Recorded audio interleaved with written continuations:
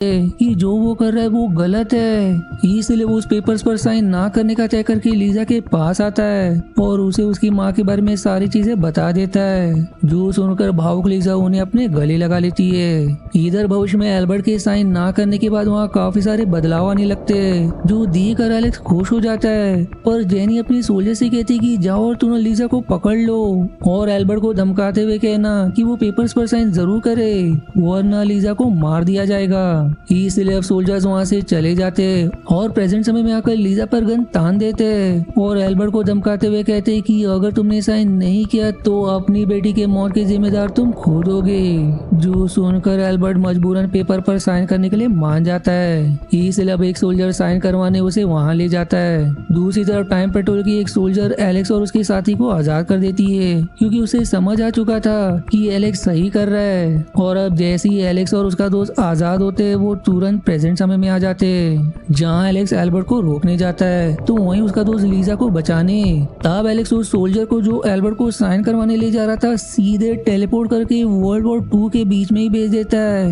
लेकिन जब वो वहाँ से आने की कोशिश करता है तो उसका टेलीपोर्ट वाला डिवाइस ही खराब हो जाता है, जिस वजह से वो सोल्जर उससे लड़ने लगता है। इधर हेनरी के शरीर को सभी मिलकर जोड़ रहे होते, क्योंकि वो इंसान नहीं बल्कि एक रोबोट है और वो जल्दी अपने शरीर को जोड़कर यहाँ से बच्चों के साथ टेलीपोर्ट होकर दूसरी जगह जाना चाहता है ताकि बच्चों को बचा सके, क्योंकि वो बादल काफी करीब आ चुका था।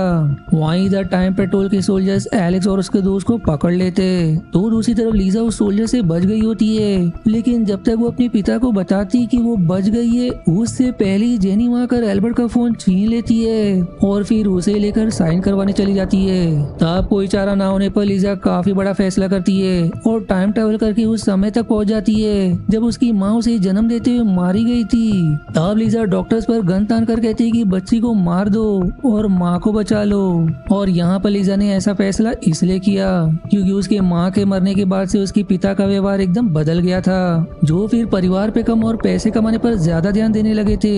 इसलिए लीजा अपनी माँ को जीवित देखना चाहती थी, क्योंकि अगर उसके पिता के साथ उनकी पत्नी होगी तो वो कभी भी प्लांट बनाने का विचार उनके मन में नहीं आने देंगी, जिससे वो उस कंपनी का हिस्सा भी नहीं बनेंगे जो प्लांट बनाने वाली है। और अब जैसे ही लीजा खुद को मारकर अपनी माँ को बचाती है वो प्रेजेंट समय से गायब हो जाती है। साथ ही अब देखते देखते सारी रियलिटी बदल जाती है, जहाँ इस रियलिटी में लीजा नाम की कोई लड़की एग्जिस्ट ही नहीं करती और एल्बर्ट अपनी पत्नी के साथ रहता है, जहाँ उसकी 2 बेटियां है जो लीजा के मरने के बाद जन्म ली है। साथ ही एल्बर्ट उस प्लांट बनाने वाली कंपनी का हिस्सा भी नहीं है, जिससे वो प्लांट बना ही नहीं, और जब प्लांट बना ही नहीं तो आगे चलकर विस्फोट भी नहीं होगा, जिससे जो भविष्य में हमने देखा वो नहीं होएगा।